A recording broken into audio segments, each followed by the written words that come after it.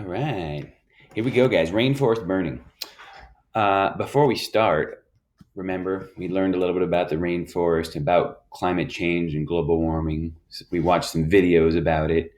If you want, you can go to YouTube and watch some videos about climate change and global warming. And we read some interesting quotes from Native Americans, from Jane Goodall, from Desmond Tutu.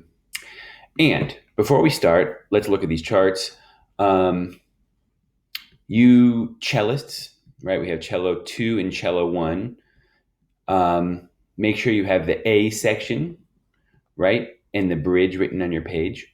And for you cello 1s, your part says C, F, D, C, F, D, etc. But you cello 2s is a little simpler. You just do C, D, C, D. All right. We have up, down. All right. Check out the fingerings underneath each of the notes. You don't play anything on the bridge except you stomp twice there. Similarly, you clarinetists, you clarinet 1s, you say D, G, E, D, G, E. And you clarinet 2 players, D, E. So you play your part along with the recording. If you have the melody on the bridge, practice it slowly first.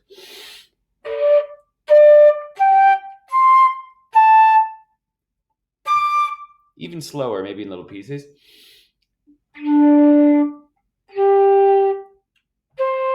Etc. And you work your way up to playing it up to speed with the recording. And then for you violin players, let's see, what are we looking at here? This is you violin and flute players. You play on the repeat of the A section, correct? Flute 2s, here's your part. You don't play on the bridge.